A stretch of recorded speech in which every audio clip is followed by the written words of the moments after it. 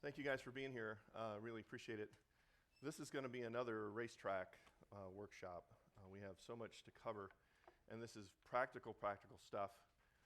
If you didn't attend the first hour, I would commend to you to go back to the TMAI website and find the first hour notes. It's sort of the biblical foundation and principles for stuff that we're moving forward with now. This workshop number 2 and number 3 are very, very practical, and there are some additional notes from workshop 1 on the back counter back there. You can get them if you want. I would really appreciate your feedback. The little feedback link there gives you space to also ask questions. So if you have questions that aren't answered in the workshop and you want to ask them directly to me, go ahead and just go to the link, fill that out, or write me on my email address that's there at the bottom of the page. Leading with focus and effectiveness, we already had an introduction to me. Propempo has come alongside in partnership with TMAI. It became apparent actually a couple of years ago that churches that love TMAI, like our church, our own home church, would call TMAI and say, hey, you guys are doing such a great job. Can you help us with our local church missions philosophy?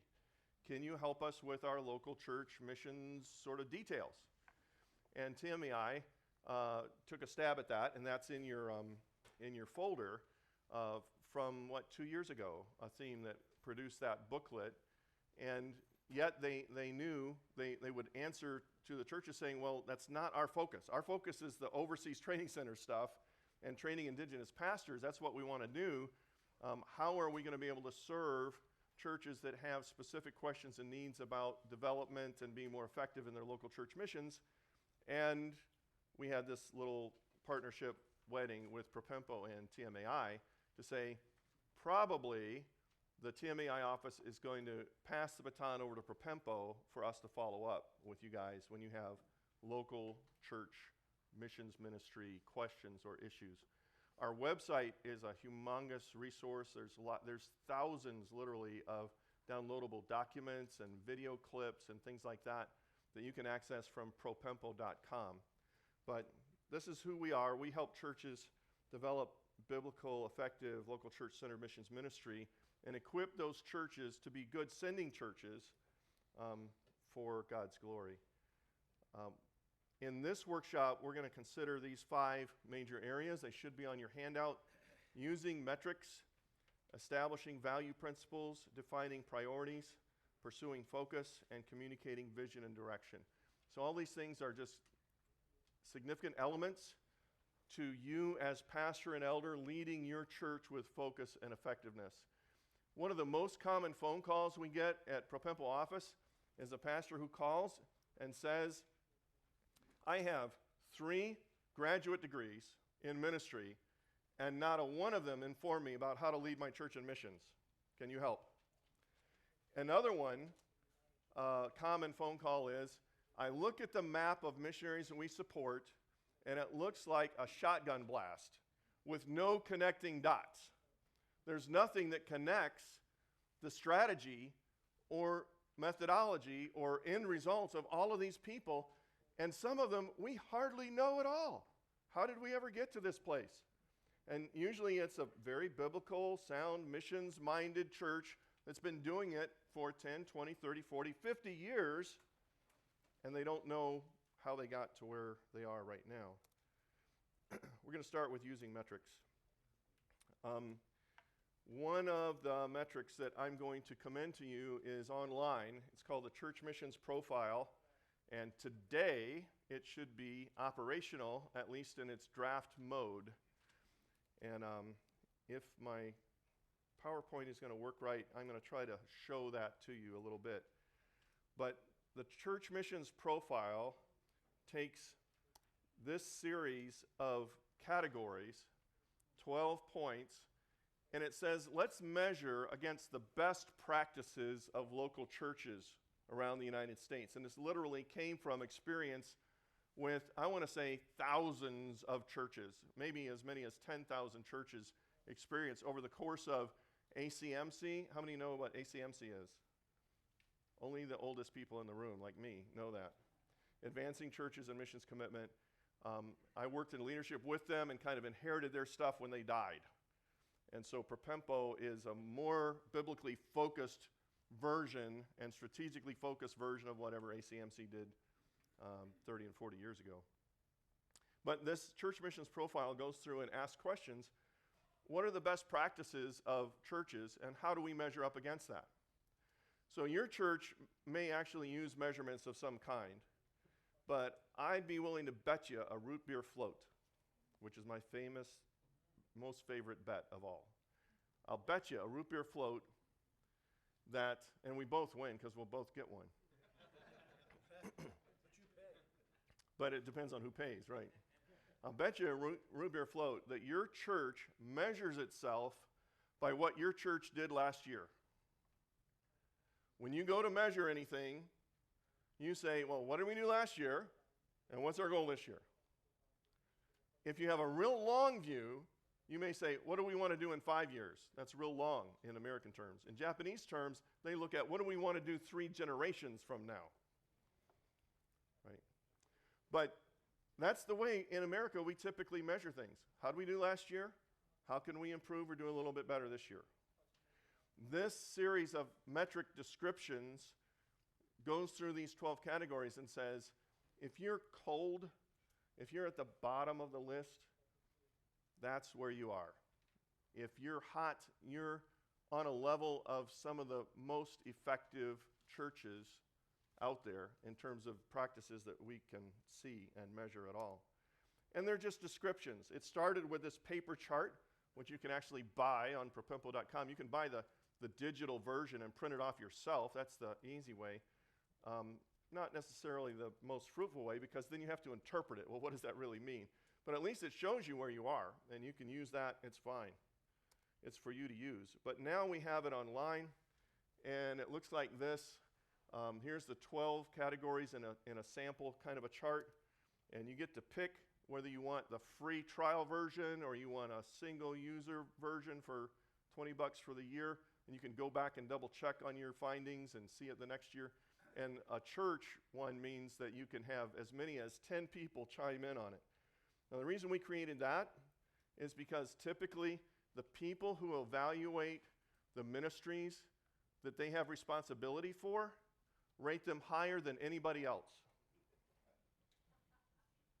It's called the halo effect. I mean, this is the truth. This is the way it works. If you have the pastor evaluate the lead pastor ministry, he's going to evaluate it much higher than 3 other people, objective observers. If you have the Sunday school leader evaluate the Sunday school ministry, they're going to evaluate it higher than people that are just participants in the Sunday school ministry, and so forth. Well, it works that way in missions too. So if you have a missions pastor, whether he's part or full-time, or you have just the senior pastor, or you have the missions chairman or missions team leader, whatever you want to call them, do this evaluation, unless they're ruthlessly honest, they're probably going to rate it higher. And so the church version of this is actually good. You can get as many as 10 people chiming in on it and help you with the evaluation be a little bit more further. Oh, here we go. I can hear this, but you can't. What are we doing? Here we go. So using metrics in those 12 areas, are those 12 on the worksheet? They are. Okay. So the very basic part of the 12 areas has to do with things that you would think kind of normal. Biblical foundations. What does that mean? Does the church teach and preach missions on a regular basis? Is it part of the warp and woof of your teaching ministry? Local outreach. And there's 2 aspects to this. One is just, do you have an evangelistic heart? And are you exercising that in practical ways in your own community? But you may have international communities that are mixed in or around your church that you need to be looking at as possibilities for outreach. Missions education through all the ages of your church. The church leaders themselves, are they participating? The church leaders should be participating and modeling a commitment to mission that the congregation can see. Do you have a missions team? Team is my preferred term to use rather than committee. Committee sounds like a political thing. Team sounds like you have goals and you're working together to achieve them. My bias, take it or not. Individual participation, that means what are the individual people and families in your church doing in the area of world missions? Prayer, giving, short-term missions, missionary care, mission strategy. That is, do you even have one? Do you have a focus at all? Do you have a strategy at all? What do you expect to see come out of your church's missions in long-term results? And missionary training. This is often neglected, but it's an essential part of the local church ministry, and that is equipping the saints for the work of the ministry, including equipping those few who may be called into cross-cultural service. How do you do that? I say the local church is the primary responsible agent for seeing that that is done well. Even though you may delegate lots of different aspects to outside resources and organizations, it's the church that's responsible to see it get done. It's my paradigm for that is homeschooling. Well, you could say, as a Christian, no matter where your kid is schooled, they're homeschooled. You get that? They have to be. You're responsible for all your kids' schooling, but you don't have to do it all yourself. You can wisely delegate aspects of your child's schooling to other places, whether that is public, private, some mix, some co-op, whatever. And in today's homeschool environment, there's a lot of other options that we didn't have when our kids were doing some homeschool. But the same is true for raising up missionaries, missionary training in your church. Church leaders of the sending church are responsible to see that that person is actually verified in their call and their ministry skills and trained appropriately to last long-term on the field. That's what we want to see happen. We're going to move to establishing value principles. And I call them guiding principles. They're values and other kind of business terminology. But guiding principles are informed by some biblical priorities. But you're going to look at these and you're going to go, David, that's a no-brainer. And I'm telling you, so why did you leave your brain out of it? These form the boundaries or framework in which the missions ministry of the church operates. So if the leaders, the top leadership echelon of your church, elders or whatever council you have that is the top leadership, agree to these kinds of guiding principles, you don't have to accept these verbatim. These are my generic suggestions. But most churches that we work with, like-minded churches, find these very helpful. Then you can pass that down to the people who are doing more implementation, whether that's a missions team or a subset of the elders. Like Grace Church here has a subset of elders called ECHO, and those guys are responsible for overseeing the missions areas of Grace Community Church, which then includes GMI and TMAI and all the other stuff connected with that. Guiding principles are basically value statements. What is of utmost importance to the leadership and to the church?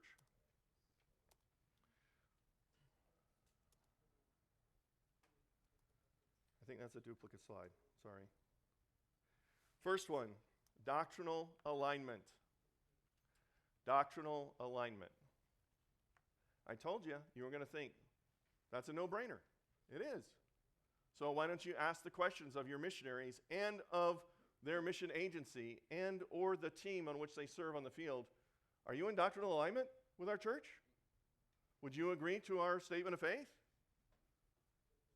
Most mission sending agencies have a very generic evangelical statement of faith that doesn't go as far as most of our churches go in terms of defining things. And of those things, which are really sine qua non, they're most essential, and which maybe are not so essential. But general doctrinal agreement and alignment is of utmost importance if this missionary is supposed to represent your church. I'm talking about sending church. But you can apply this to a supported missionary as well. Don't you want the ministries that you support overseas, far away from your site and day-to-day oversight, to represent the theology of what your church would teach and love and embrace. I shared this with a church in Laurel, Mississippi. They had two missionary families that were clearly not in alignment, and they knew it. And so they took the admonition appropriately. They approached these two missionary families and said, look, here's where we are. We would like you to be in alignment. Are you in alignment or are you not? And are you willing to be? And the one missionary family said, we are not, and we're not willing to be. And the church in Laurel said, we'll taper your support off and release you. The other one said, what do you mean? We've never studied doctrine before like that. I said, okay, if you're teachable, we'll bring you into alignment. And they did. And over a long period of time, with a lot of books and reading and discipleship from the pastor, they did get in alignment. They embraced the doctrine that the church embraced and loved it. And we're sorry they hadn't done it years before. And now that missionary family is retiring from the field with great celebration of all it's accomplished. Another church in Anchorage, Alaska had a member-sent missionary turned radical charismatic. And when that person came home for a furlough time or time back at home in Anchorage, it caused a lot of problems. What do you do with that? I mean, they kind of grew up in the church, and they took a big left turn.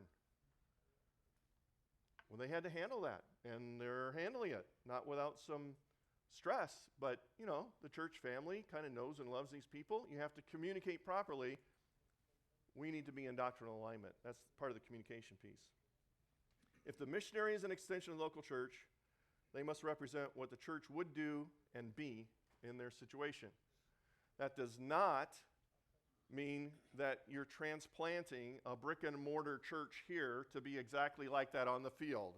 That assumes language, culture, contextualization appropriately, all of that, but otherwise, in alignment. Second, local church connected or focused. If you were in the first workshop, this is no surprise to you. If you heard David Dorn's message at the first hour, this is no surprise to you. Local church connected and focused.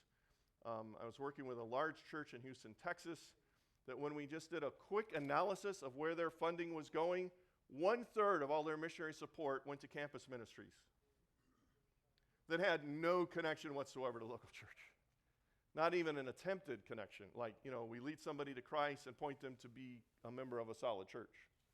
That just wasn't happening. It was kind of an embarrassment for them to discover that on their own. And they decided, look, if we want to support somebody in campus ministry, they need to be focused in such a way that they consciously help the fruit of their ministry become a vital part, a member of a sound local church. Capiche? You understand that? That's a lot different than just kind of, you know, going to the dorms and campus events and handing out stuff and evangelizing, do a discipleship Bible study. I went through the 10 booklets, I'm good. No, they need to be engaged in the local church. In fact, the same argument they make for the willingness and, we'll say, humanly, susceptibility of college students to grab hold of spiritual truth and become a Christian is because they're wrestling with these issues in their life. What is real? What is true? What's going to guide my life after college? And that's very true. So why wouldn't you inject the local church into that? We get people who are saved in campus ministry who graduate and never darken the door of a local church simply because they were never guided to do so.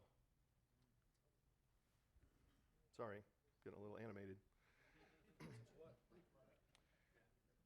We know of well drilling ministries in Guatemala, medical ministry in Thailand, youth sports outreach in France and Switzerland that are intentionally engaging the fruit of their ministry into local churches.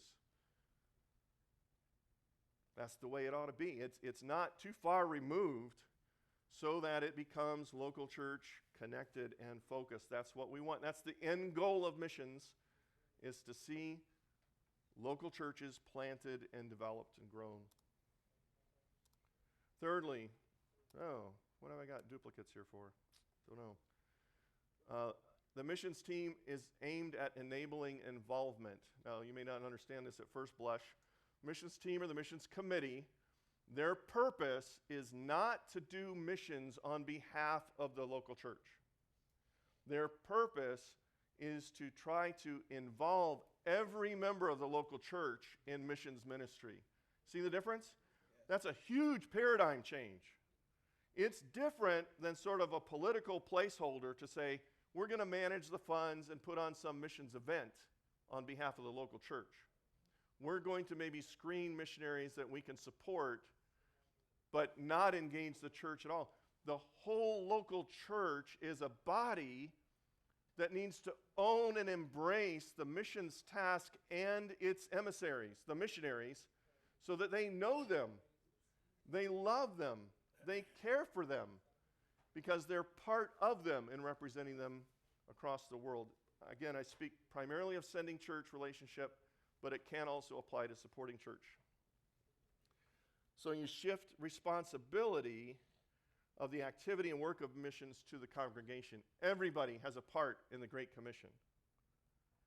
It's not only for those few people that walk 2 feet off the ground and have a red leather covered MacArthur Study Bible.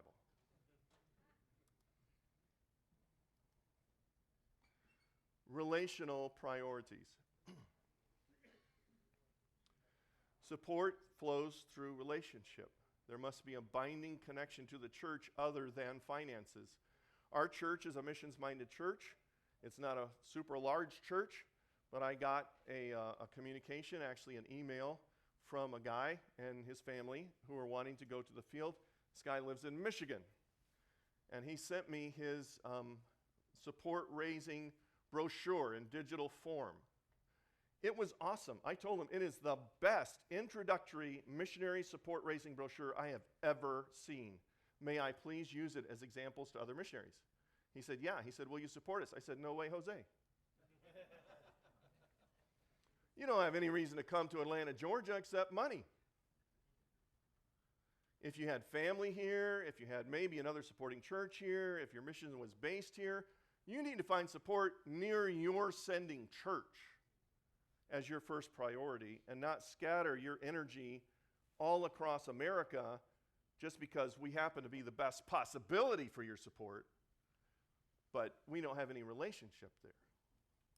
Support flows through relationship. There must be a binding connection to the church other than finances. Too many missionaries are supported simply because they are a FOP. You know what FOP is? Friend of the pastor. So what happens when the pastor wakes up on the other side of the bed, or he moves on to another church, or something happens with that relationship somehow, and then all of a sudden that missionary is no longer relationally connected to the church? What do you do with that? It's okay to be a friend of the pastor. I'm not saying the pastor shouldn't have any friends. And I'm not saying that the pastor shouldn't love every missionary that's a true like-minded missionary on the face of the earth. But what I am saying is that being a friend of the pastor should not be the precipitating cause for that person being accepted and supported as a missionary of the church. You follow that? Have I broken enough bones yet? Emphasis on personal engagement and involvement. So you need to ask the question, in what ways will our congregation be able to engage with and develop ownership of this ministry? It's an important question. You want the work or the worker in some way to be accessible. We want our congregation not only to pray for the missionary in some generic sort of way, we want them to pray for the missionary kids.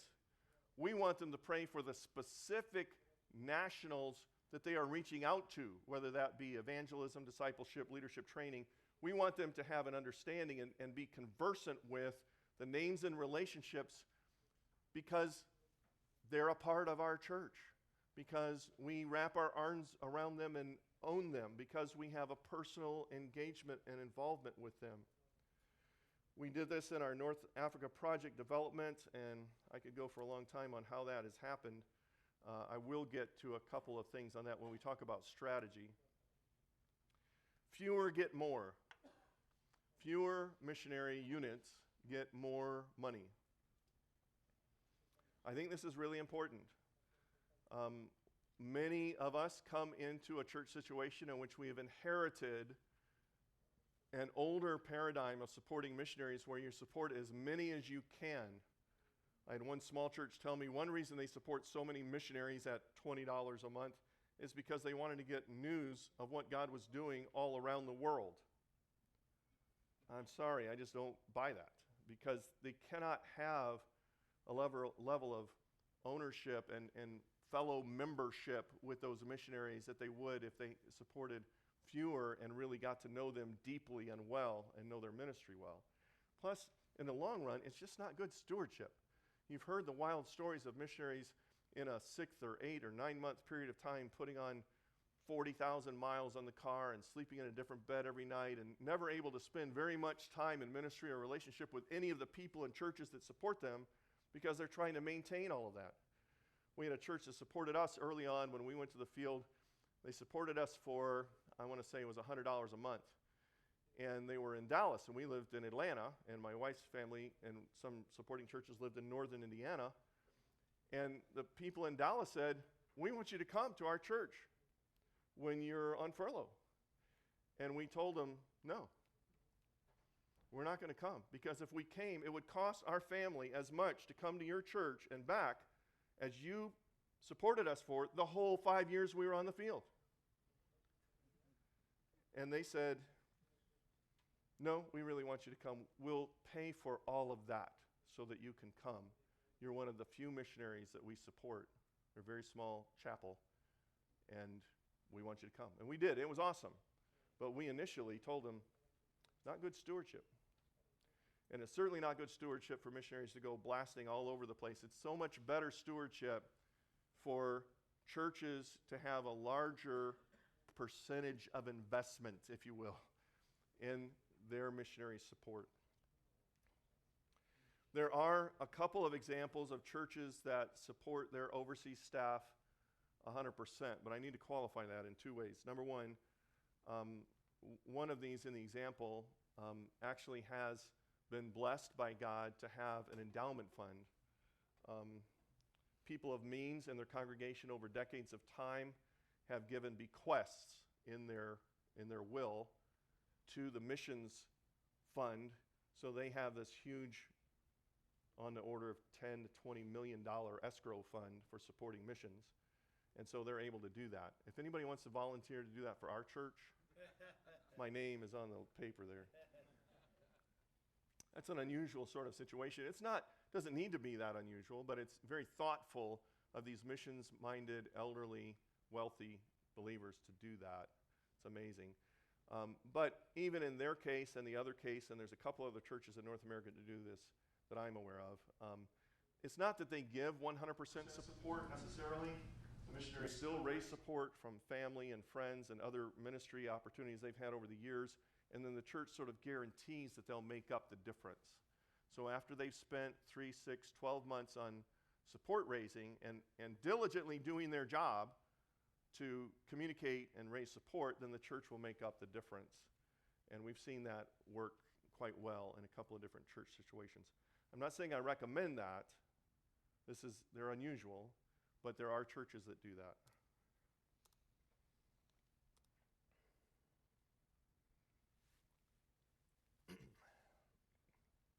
We're going to move to defining priorities.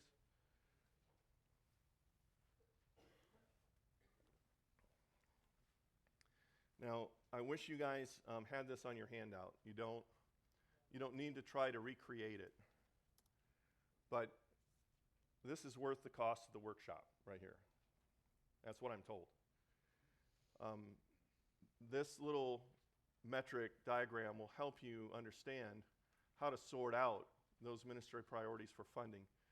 This PowerPoint, probably with even all the duplicate slides, is going to be made available to you. So somehow through TMAI, you're going to get an email that says, here's a link to the private folder that gives you all the workshop PowerPoints of all the workshops of this TMAI day. And you'll get this in there, so you don't need to have it. It's also on our website. But let me explain this to you, and it's probably, I'm going to stay here. We got the camera running. So you have you have three axes, X, Y, Z. The red axis, the x-axis, we'll say, is a relationship to the church. And you have tier 1, tier 2, tier 3, tier 4, all right? That represents different levels of relationship to the church. If you had somebody that grew up in your church, understands the values of your church, how your church teaches the Bible, the centrality of the local church in all ministries, particularly in missions, they're tier 1. Who's tier 2? The next level are those who maybe came in at a later time. They didn't grow up in your church, but they know and embrace what your church teaches. They love your church, and they want to be representatives on the mission field by God's call and by his grace. And that would be a tier 2 kind of person. Who's a tier 3 person? A tier 3 person would be someone who has recently come to the church. Maybe they don't know as much. Maybe they could grow into be a tier 2 person, but they've heard that you're a good missions church and that you support good work. They want to become associated with that. Tier 4 is Aunt Sally's niece and Uncle Bill's nephew and friend of the pastor that has nothing to do with your church, or the guy who wrote from Michigan, and he's a sweet brother doing the right stuff but has no connection whatsoever. Relationally, just not there. The farther right you go on that, the less possibility or the less money that you would get. Follow that? I know this is stinking practical, but it works. The blue one, let's say that's the y-axis, no, that's accessibility gospel. We'll leave it like that. The green one is the z-axis, perhaps. We'll call that ministry priorities. Again, priority 1, 2, 3, 4. Priority 1 in my book is having to do with the central work of planting and developing indigenous local churches. Got that? So TMAI would be in tier 1 because they are raising up, they are training indigenous pastors for stronger biblical indigenous churches. But the church planter guy, the guy who is focused on church planting, that guy is a priority 1 person. Priority 2 would be the next level of ministries that support and do that. It might be translation work in an unreached people group. It might be some work that assists developing materials for church planting, or perhaps even, say, internet ministry or media ministry of some kind that is specifically targeted toward church planting. That might be a priority 2 type of ministry. A Timothy support type of ministry for those who are doing the work of the training and the planting of churches. Priority 3 would be something less. You can kind of fill in the blanks, your experience and what that might be, but it might be something more like ministry that's predominantly service-oriented, community development, well drilling, farming, what else? Technical ministry, maybe medical ministry, that is not directly doing the work of the church planting kind of stuff. And priority 4, and you could extend it on to priority 5, 6, whatever, that's less so. That's stuff that is maybe not very well connected, or only you have to use your imagination to suppose that it might be connected to your priorities. Anything below that, I say, it ends up in the fog, and it's hard to determine. But again, the closer you are to the origin, the more money and attention and concern you get. The farther away, less so. And if you own this as a church leadership and communicate it well to your church family before somebody gets interested in missions or feels called to missions, then they will know before they ever get there how they can zero in, if you will, to get the most out of the church in terms of support in every way, not just financially. The next one is access to the gospel, and the blue is for unengaged, unreached people groups. You know what that means? Unengaged, how many people think you know what that means? Not enough. It was very weak. You understand unreached people groups, UPGs. UPGs, statistically, missiologically, less than 5% of the population or language speakers would be considered evangelicals. They continue to need outside help in order to reach their own people. Unengaged, unreached people groups are those people groups who have no known resident Christian witness in their midst at all. That's unengaged. There's a little video I love of David Platt explaining this at the Cross Conference. And he says, people will tell me, like a student will tell me, oh, my neighbor's unreached, or my fellow student is unreached. Why do I have to go to some boondocks kind of place? I can stay right at home and reach the unreached here. And David Platt says they're not unreached. Why aren't they unreached? Because they know you.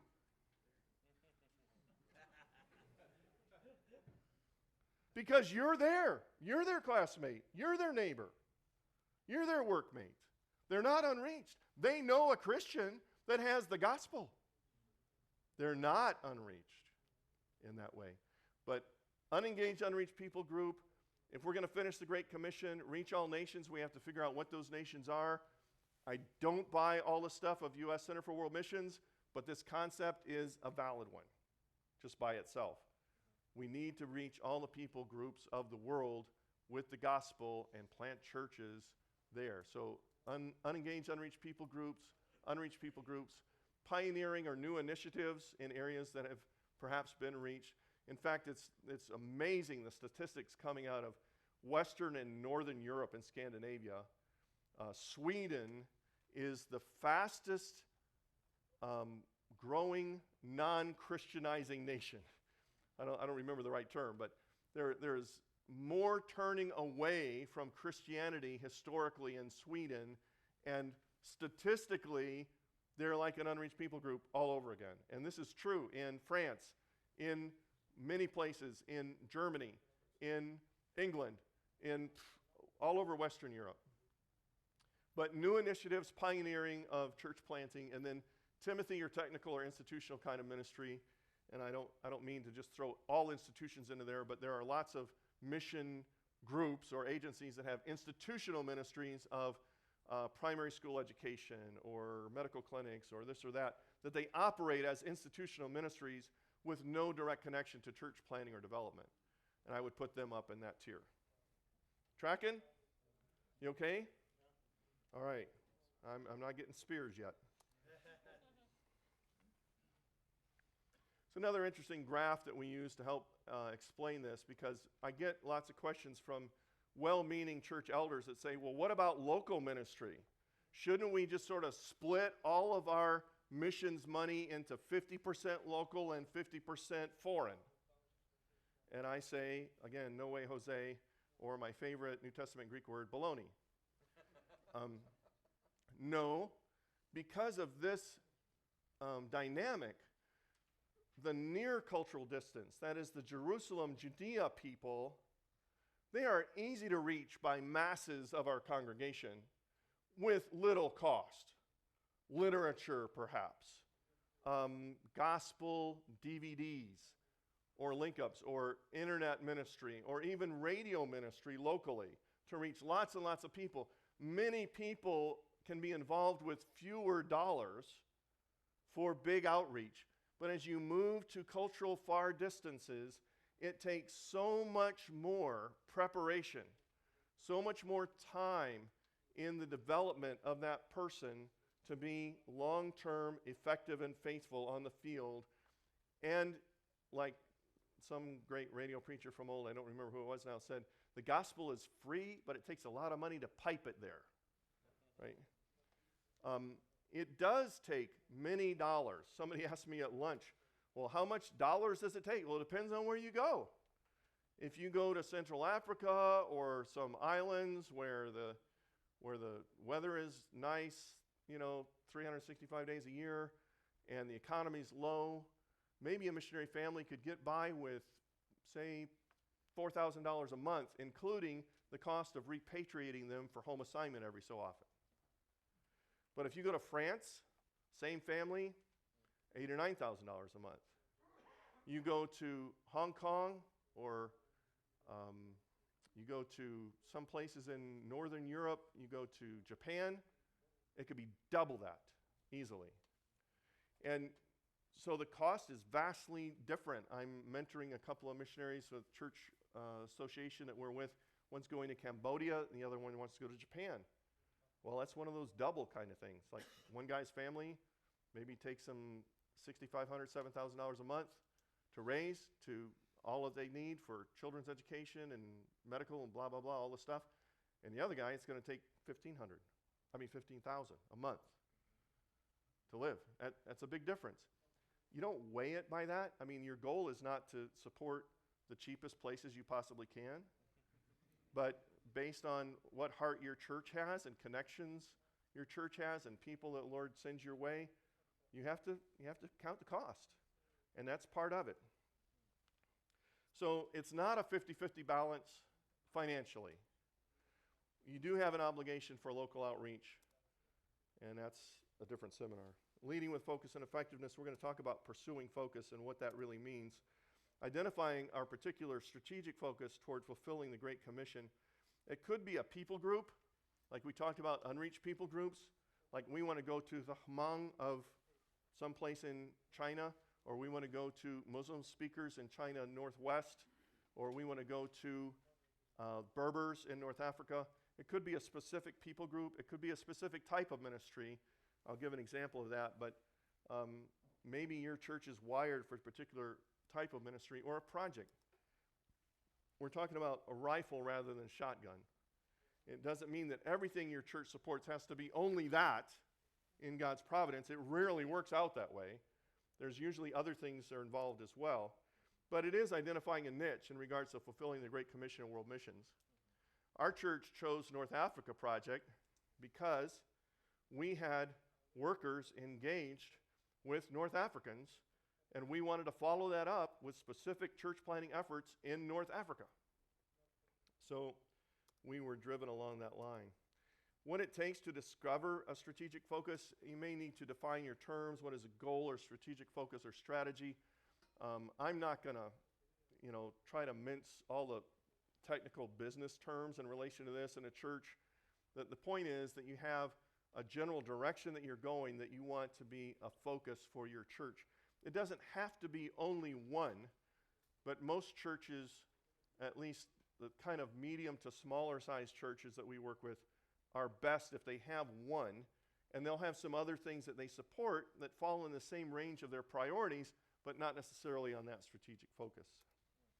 Ask the congregation, what missions focus would you be interested in? What languages does your family speak? What neighbors ethnic neighbors do you have? Just ask the congregation, do an actual survey and find out what's going on. It's one church that did this found out that the strategic focus group that they picked had the largest concentration outside of their home country, just north of their metro area. They didn't even know about it until they started asking questions and doing a little bit of ethnographic research and census data to figure that out. It's like, wow, we can train our people before we ever send them to the field. It's awesome. They get to learn how to drink that, strange tea and eat that strange stuff before they ever go. I had a great advantage when we went to the Philippines. I grew up in the deep south. They didn't eat anything weirder than I did growing up. Leave it at that. What present connections does the church have? Maybe you already have some connections somehow through the church and ministries that you already support. That's what happened with us in North Africa Project. We just did a stepping stone, a leapfrog of something we already supported. What are the bridges? Find out what those bridges are. Maybe there are some professional bridges that people in your congregation have that would tend toward helping you identify that strategic focus in your church. And of course, going back to your guiding principles, drive the focus or the goal. You don't want to get involved in, a ministry to aircraft manufacturing people in Tajikistan if they don't manufacture any airplanes in Tajikistan. Or, your guiding principles are going to help you kind of figure out what to do. Of course, census data, missionary input. We actually asked our missionaries in our church's process, what are the most strategic missionary needs near you? It might not be your exact ministry, but it's something else that you see out there that you wish somebody would address or do, or that you would like to be involved in even, but you haven't had the jump start to be able to do that. And specializations within the congregation. I'll tell you this, I think it's going to come up later, but church in Johnson City, Tennessee, when they did this kind of survey, they figured out that 1/3 of their people were employed in the medical industry. 1/3 of their people. And they kept asking the question, why are so many of our congregation going on medical short-term trips? Well, guess what? And so what they did is they didn't stop the medical short-term trips per se that were all done sort of outside the church. They just kind of brought that into the church. They said, we can organize and lead our own medical trips. We've got all the personnel and technical things that we need to do that. So let's do that. And then the church owned that, and it was then pointed a little more in the direction of church planting besides. So they got a double bang for their buck. See the church missions profile, and I mentioned, this is the one I said, Elizabeth, Tennessee, large percentage worked in medical work. Bethel Church in Houston did a congregational survey to help them identify strategic needs, and they did that. They followed up on that. Westover Church in Greensboro, North Carolina, could not decide which among the greatest needs of the world. So if you know the little thumb thing, tribal, Hindu, unchristian or Chinese, Muslim, Buddhist, of the major blocks of people in the world that are basically unreached, which should we go to? And they were a large church and well-resourced church. They couldn't decide. They said, okay, let's do 3 of them. But they just didn't do it all at once. They took one for 3 years, and after that 3-year period, there were several in their congregation that were called to full-time ministry because of their connection and ownership of that. Then they took the second one for 3 years, and the third one for 3 years, basically a 10-year plan, and they got involved. I don't know why that's that way. Here we go. Here's some resources. You'll see it on the PowerPoint if you get it later. Where are we on time? 2 more minutes.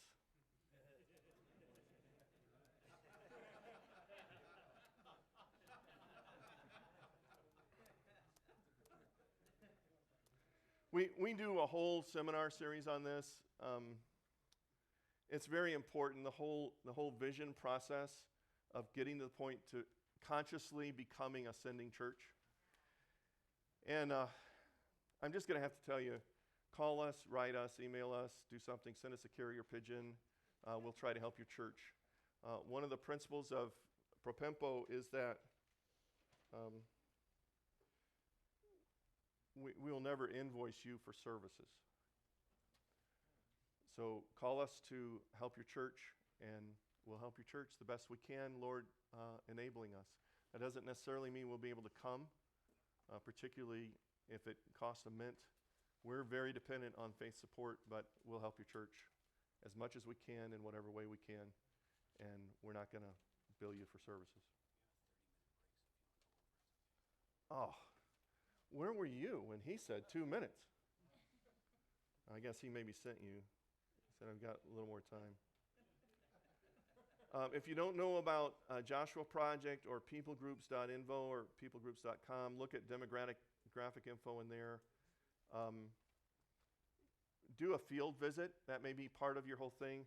It may take most churches about 2 years' time to work through the process to identify a strategic focus. I'm just being real with you. It's not going to happen overnight. And you've got to have the whole elders with you and then bring your people along with you. When we got the North Africa project started, I was so excited. I was just ready to go, 100 miles an hour. And my pastor, who's one of my best friends in church, said, wait a minute, David. You're on the expressway going full speed in the far left lane. And our people are just on the on-ramp. You need to get them up to speed, which was great counsel. Ask missionaries and or nationals on the field. Ask others that are doing similar work. What is the real market on the ground there? 2.5 years, a pastoral vision trip team to go. I'm obviously racing here, but identify a budget for that. It's going to cost money for you to do the right research to do this, if you do it well. So get a budget for that. Hopefully you're going to get some off the PowerPoint. I'm sorry, I must have got stalled somewhere, but I want to get to, where is that slide? Sorry. Well, I'm going to leave it. We got a couple minutes. I'm going to ask for like 2 questions. One. Just talking about your whole presentation, trying to shift from being a shotgun approach to a rifle approach. In my context, reading a lot of this to our missions committee and our elders, it would be a foreign concept as strategy. And I'm just thinking, how do I present this without coming across heartless? Because we're talking about cutting off so-and-so's best friend. This missionary has been with our church and works with the navigators for the last 20 years. And it just seems like, as I've brought up these things, I get labeled as, well, that's just cruel, you don't know these people, you're heartless. So how do we overcome that? That's great. I'll mentor your successor.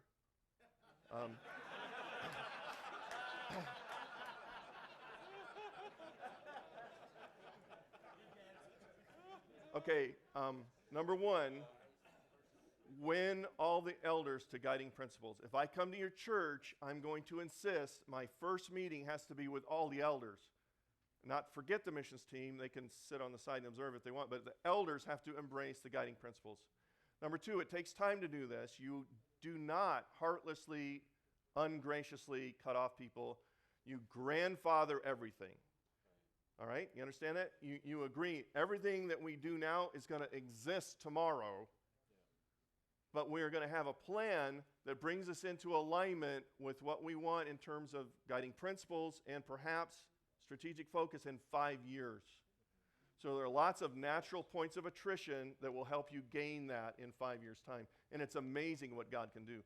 3, vision and communication from the leadership is essential. So even in going, I just mentored a church in Florida. Elders, don't be afraid to tell your church, pray for us. We don't know what we're doing, but we are on our knees evaluating our missions ministries, knowing that we want to be more glorifying to God in how we do it. Ask their prayer before you even get going. And you get a little momentum and you share some guiding principle stuff with them, teach them from the scriptures, work that out, and then you just keep moving down the path and you won't lose your job, brother. One more. Yes, sir. Missions team enabling involvement, is that the next session that you do, where you're going to get into that? Yes and no. This is for the pastor and elders, but obviously it applies to the missions team in terms of enabling whole church mobilization. Yeah, but we're going to talk about practical ways for doing that. Good. Guys, I have to break. Thank you so much for being here. Thanks for your attention. Fill out the online evaluation and feedback form, please, and then write me, email me, call me if you want more.